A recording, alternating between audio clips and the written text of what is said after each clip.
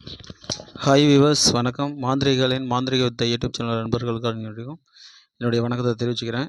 இன்றைக்கி நம்ம பார்க்க போகிற பதிவு என்னன்னாக்கா, பில்லி சூனியம் ஒருத்தவங்க வீட்டிலேருந்து எடுத்து கொடுக்குறது உண்மையாக பொய்யான்னு தெரிஞ்சுக்கிறது தான் நம்ம பார்க்குறோம். பதிவுக்குள்ளே போகலாம். ஒரு சிலர் என்ன பண்ணுவானாக்கா, வீட்டில் செய்வன் வந்து எடுத்து கொடுத்தாங்க, அதை எடுத்ததுக்கு அப்புறம் தான் நல்லாயிருக்கு அப்படின்னு சில பேர் சொல்லுவாங்க. ஒரு சிலர் வந்து என் வீட்டுக்குள்ள வந்து எடுத்தாங்க, எனக்கு அது இன்னும் சரியாகலை, நான் வந்து 5 பூசாரி வச்சு எடுத்தேன், 10 பூசாரி வச்சு எடுத்தேன், இவங்க வந்து எடுத்து கொடுத்தாங்க, அவங்க வந்து எடுத்து கொடுத்தாங்க, எடுத்து கொடுத்தும் எனக்கு சரியாகலை அப்படின்னு சொல்லுவாங்க. அதே போல் ஒரு சிலர் என்ன பண்ணாங்க, உங்கள் வீட்டில் இருக்குன்னு ஒருத்தவங்க சொன்னாங்க, அதை எடுத்து கொடுங்கன்னு சொல்லி நீங்கள் வாங்கன்னு சொல்லி சிலர் பேர் கூப்பிடுவாங்க. இந்த விஷயங்கள்லாம் உண்மையாக பொய்யாங்கிறத நம்ம இப்போ பதிவுக்குள்ளே போய் தெரிஞ்சுக்கலாம் வாங்க. அதாவது வந்து ஒருத்தருக்கு செய்வனை செய்கிறாங்கனாக்கா, ஒன்று வந்து மாவு பொம்மை செஞ்சு அந்த பொம்மை மூலமாக வந்து ஒருத்தருக்கு பாதிப்பு உண்டு பண்ணுறது, மூலம் செஞ்சு தகடு மூலம் பாதிப்பு உண்டு பண்ணுறது. மூணாவது என்னாக்கா, இந்த மாதிரி சீட்டு பேப்பரில், அதாவது சீட்டு எழுதிக்கிட்டு பேப்பரில் இன்னார பழி வாங்கணும்னு தெய்வத்தை போய் எழுதி கட்டுறது 3வது மெத்தடு. 4வது மெத்தடு வந்து என்னன்னாக்கா, சுடுகாட்டில் போய் எந்திரமாவோ இல்லை வேறு ஏதாவது செய்து வைக்கிறது. இதுதான் வந்து 4வது முறை. 5வது முறை என்னன்னாக்கா, செஞ்சு கொண்டு வந்து இப்போ மேற்கொண்ட அந்த எந்திரம் பொம்மைகள் இது மாதிரி எலும்பு இது மாதிரியெல்லாம் 5வது முறை என்னன்னாக்கா, செஞ்சு பொது இடத்துல வைக்கிறது, இல்லைன்னா பார்ட்டியோட சம்மந்தப்பட்ட இடத்துல எங்கேனாவது வைக்கிறது. இந்த முறைகள் தான் செய்வனை செய்யக்கூடியது. இதில் என்னன்னாக்கா, பெரும்பாலுமே செய்வனை செய்கிறத வந்து அதிகபட்சமாக பார்க்க போனால் கோயிலில் சுடுகாட்டில் செய்கிறது தான் அதிகபட்சமாக இருக்கும். ஒரு சிலர் என்ன பண்ணுறது, குடுகுடு போகிறவங்க, வெளியில் வர்றவங்க போகிற ஆளுங்கள்ட்ட செஞ்சு எதிரி வீட்டில் கொண்டு போய் வைக்கிறது போகிறது இது பண்ணுவாங்க. இது என்னன்னாக்கா, எதிரி வீட்டுக்குள்ளே கொண்டு போய் வைக்கிறது அவ்வளோ சாமர்த்தியமான காரியமே கிடையாது. அது ரொம்ப கஷ்டமான விஷயம். அது என்னன்னாக்கா, எதிரிக்கு பண்ணக்கூடியது கஷ்டமாக இருக்கும்போது என்ன பண்ணுவாங்க, ஒரு சிலர் கோயிலில் போய் செய்கிறது, சீட்டு எழுதுறது, இந்த மாதிரி ஏவல் வேலைகள் அவங்களே செய்வாங்க. அதே போல் என்னன்னாக்கா, இந்த ஊருக்கு வர குடுகுடு போகிறவங்க கையிலேயே இத்தனாவது வீட்டில் செஞ்சு கொண்டு போய் இத்தனாவது வீட்டில் வச்சுருங்கன்னு சொல்லி அவங்க கையில் காசு கொடுத்து எதிரி வீட்டில் போய் வைக்க சொல்கிறது. எதிரிக்கு நல்ல விஷயங்கள் நடக்கிற மாதிரி இவர் எந்திரங்களை இப்படிலாம் செஞ்சு கொடுத்துட்டு போவார். அந்த மாதிரி எதிரிக்கு நல்லது நடக்கிற மாதிரியே எந்திரங்களை செஞ்சு, ஆனால் எந்திரத்தை மாற்றி விஷயங்களை செஞ்சு கொடுத்துட்டு போகிறது. இதுதான் விஷயம். அதே போல் இப்போ என்னன்னாக்கா, இப்போ ஒரு பூசாரி வர்றாருன்னு வச்சுங்க, அவர் இன்னார் வீட்டில் செய்வன இருக்குது, அதை எடுத்து தரேன்னு சொல்லி வருவார். எடுத்து வரும்போது என்னன்னாக்கா, இவரே ரெடி பண்ணி எடுத்துட்டு வருவார். தகடு வந்து பழைய தகடுகள் 2 தகடு 3 தகடு இவரே எடுத்துகிட்டு வருவார். எடுத்துகிட்டு வந்து என்னன்னாக்கா, இங்கே குழி போகிறீங்க, இந்த இடத்துல ஒரு பூமிக்கு மேலே இத்தனை அடியில் இருக்கும்பார். இந்த குழியிலலாம் அடுத்த குழியில் தடம் மாறிடுச்சு, அங்கே போகிறீங்க அங்கே இருக்கும்பார்.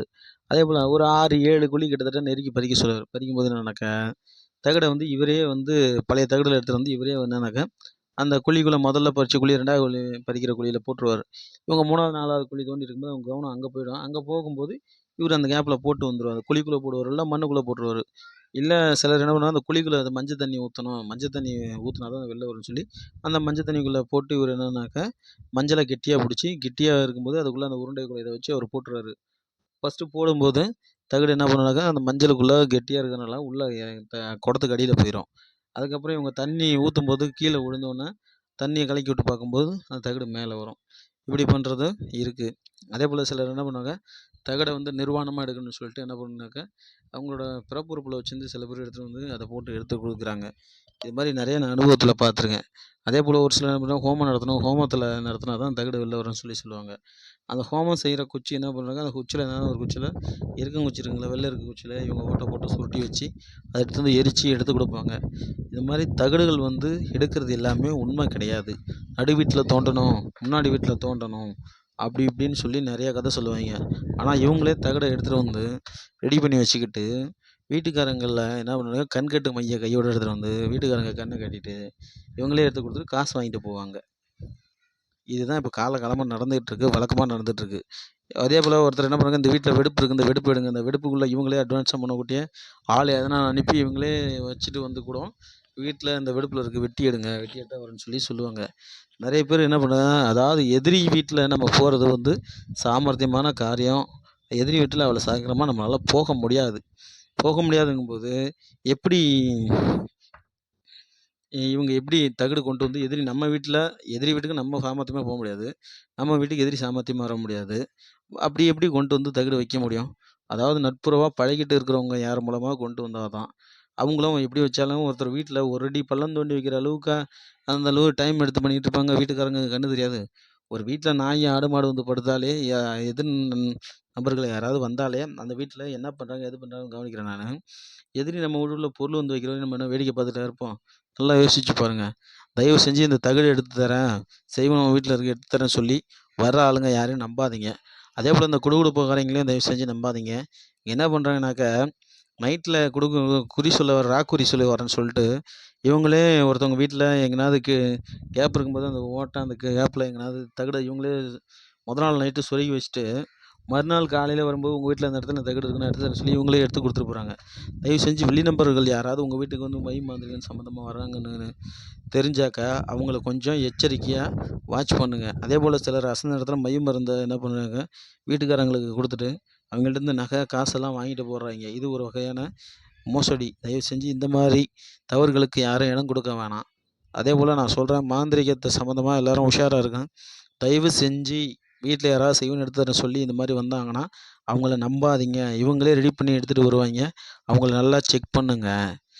சரிங்களா? அதேபோலனாக்கா குடுகுடுப்புக்காரய்ங்க வந்தாங்கன்னா, நைட்டில் வச்சிருந்து காலைல எடுத்து குடுப்பாய்ங்க. அவங்களையும் தயவு செஞ்சு நம்பாதீங்க. உங்கள்ட்ட ஒரு மாந்திரீகம் வரான்னா, மாந்திரீகம் எல்லாமே கையில் வந்து அவன் மை எடுத்துகிட்டு வருவான். மை வந்து என்னவோ சைவ மையா இருந்தா ஒண்ணும் பண்ணாது. அசைவ மையா தான் பெரும்பாலுமே ஏமாத்துற மோசடி வேலைக்கு வர ஆள் எல்லாருமே அசைவ மை தான் எடுத்துகிட்டு வருவாய்ங்க. இந்த வீட்டுக்கு குறி பார்க்க வர எல்லாருமே. அப்படிங்கும்போது உங்க குலதெய்வம் அந்த அசைவ மைக்கு வந்து கட்டு படாது. உங்கள விட்டு ஓடிரும். அந்த மை அசைவ மை அந்த வீட்டுக்கு வந்தாக்க, அடுத்தடுத்து அந்த வீட்டில கெடுதலாவே நடக்கும். அந்த குடியிருப்பு போறவைங்க மத்த யாராவது மை சம்மந்தப்பட்ட அசைவ மை சம்மந்தப்பட்ட மாந்திரிகர் யாராவது அந்த வீட்டுக்கு வந்தாங்கனாக்கா, அந்த இடத்துல தெய்வ நடமாட்டம் குறைய ஆரம்பிச்சுரும். அவங்க பெரும்பாலும் மயான சுடலையில இருக்கக்கூடிய சுடல் தைலத்த தான் வந்து மையா செஞ்சு எடுத்துட்டு வராங்க. அதனால தெய்வம் வந்து அந்த மைக்கு வந்து பயந்து ஓடிரும். உங்க குலதெய்வம் சைவ பூஜை வாங்கக்கூடிய தெய்வமா இருந்தா பயந்து ஓடிரும். தயவு செஞ்சு யாருமே வெளிநபர வீட்டுக்குள்ள அனுமதிக்காதீங்க.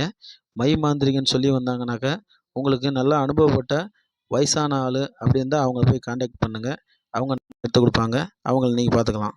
மறக்காம நம்ம சேனல் சப்ஸ்கிரைப் பண்ணா பெல் ஐகான கிளிக்குங்க. அப்பதான் நான் போடுற வீடியோ தொடர்ந்து உங்களுக்கு நோட்டிஃபிகேஷன் வரும். நன்றி, வணக்கம்.